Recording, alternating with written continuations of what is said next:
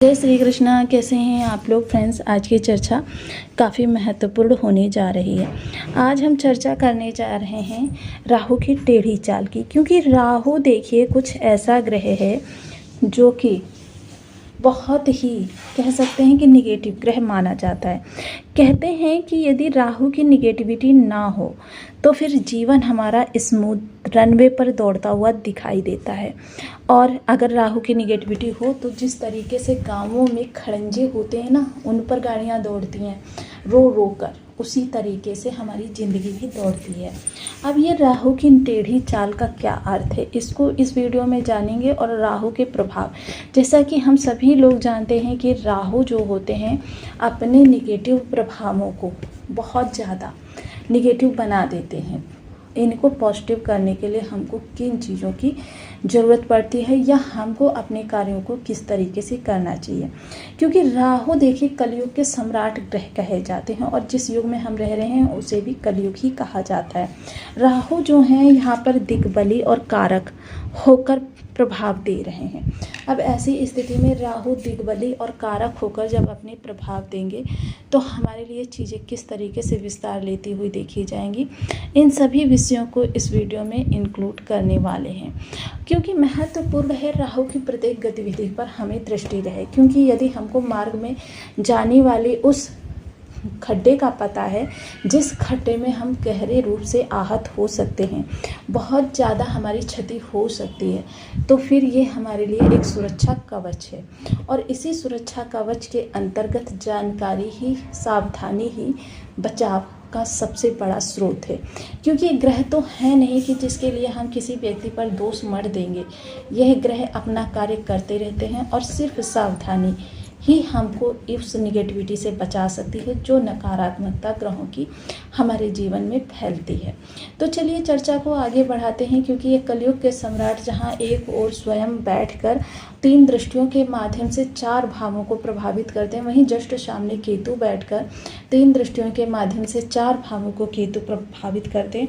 और वक्र अगर स्वभाव को देखा जाए तो एक भाव एक आगे और एक भाव पीछे अपने प्रभाव को देते हुए, यानी कि संपूर्ण कुंडली को अपने प्रभाव में लिए हुए ये ग्रह हमारे जीवन को किस तरीके से प्रभावित करते हैं, इन सभी विषयों को इस वीडियो में इंक्लूड करने वाले हैं। क्योंकि वर्तमान समय में जहां राहु शनि की राशि में बैठा हुआ है, वहीं यह गुरु के नवमांश में बैठा हुआ है। राहु इस समय पर स्वयं के नक्षत्र शतभिषा नक्षत्र से गोचर कर रहे हैं और शतभिषा नक्षत्र जो है वो एक स्थान पर 100 गुना शक्ति से वार करने के लिए जाना जाता है।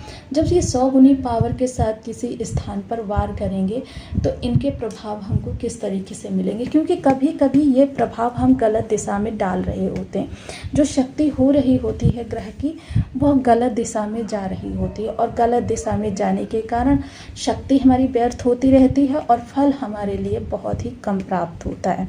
इसी सब विषयों को जानने के बाद जब आप कार्यों को आगे की ओर बढ़ाएंगे तो आपके लिए काफ़ी ज़्यादा स्थितियां अनुकूल होती हुई देखी जाएंगी।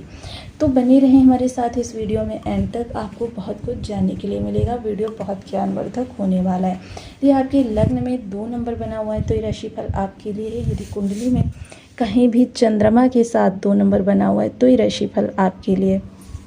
कुंडली ना होने की स्थिति में आप इसे नाम राशि से भी देख सकते हैं। यदि अभी तक आपने अपने इस चैनल को सब्सक्राइब नहीं किया है तो प्लीज़ सब्सक्राइब कर लीजिए, वीडियो को लाइक कर दीजिए, चैनल को शेयर कर दीजिए। इससे होगा क्या कि हमारे आने वाले हर वीडियो की नोटिफिकेशन मिल सकेगी आपको सबसे पहले। एक प्यारा सा कमेंट करना बिल्कुल ना भूलें।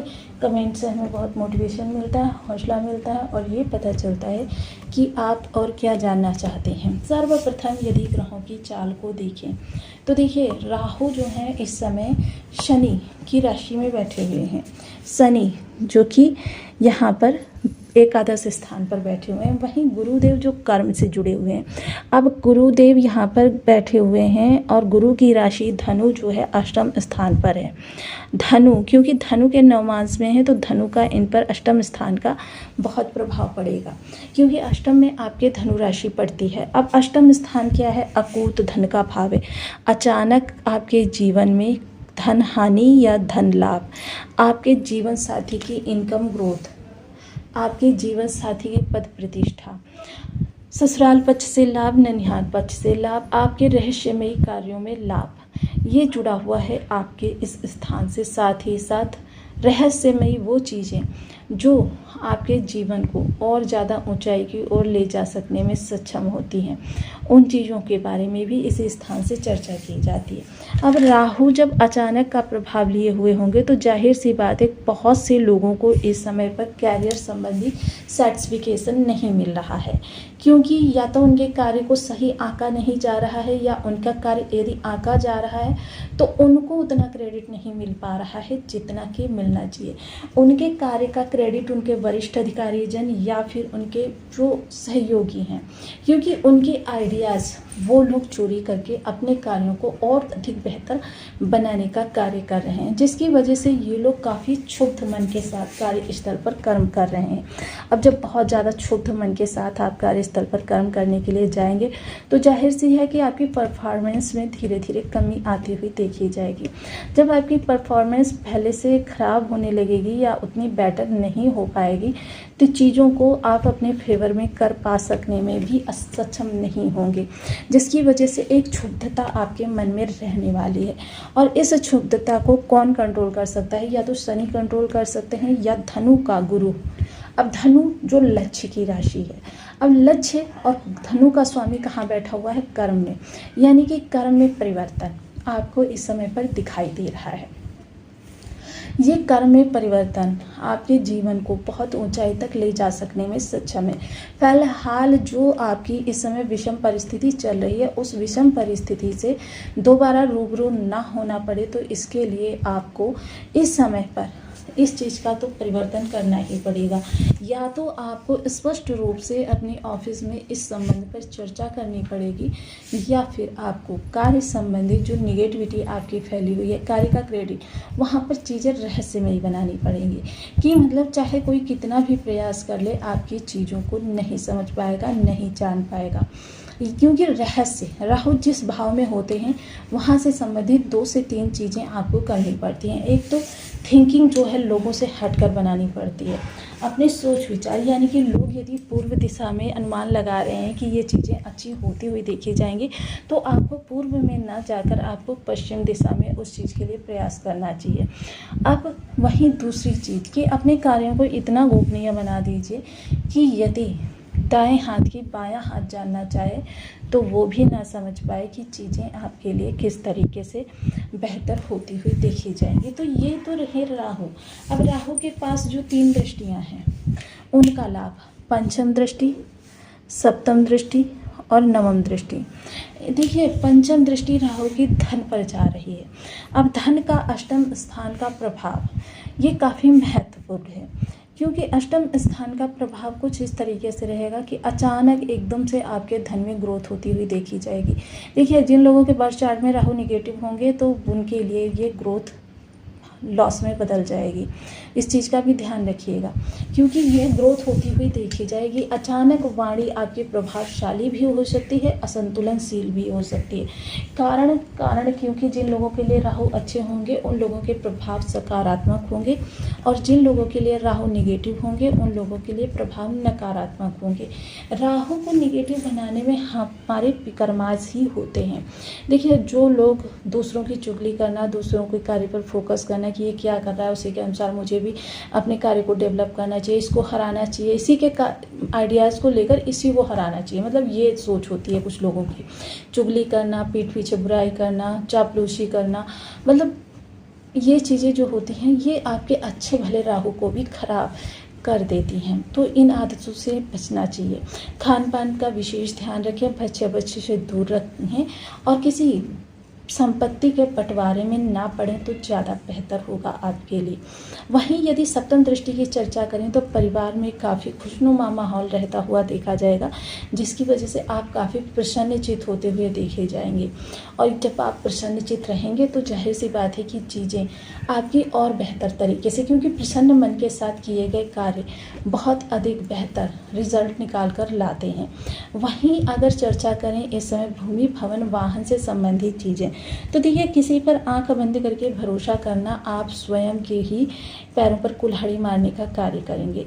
अगर आप किसी के भरोसे में रहकर पैसे को इन्वेस्ट करने जा रहे हैं तो ये आपके लिए इस समय पर गलत हो सकता है, क्योंकि जे हित रहें करें सोई पीरा, राहु धोखे का नाम है, मृग मरीचिका है, भ्रम है, माया जाल है। हालांकि राहु का डिग्री बल इस समय पर घट रहा है, जिसके कारण राहु उतने शक्तिशाली नहीं है, लेकिन राहु निकृष्ट से निकृष्ट अवस्था में, क्योंकि असुर वह प्रवृत्ति होती है जो जन्म लेते ही वट वृक्ष के समान विशाल रूप अख्तियार कर लेती है।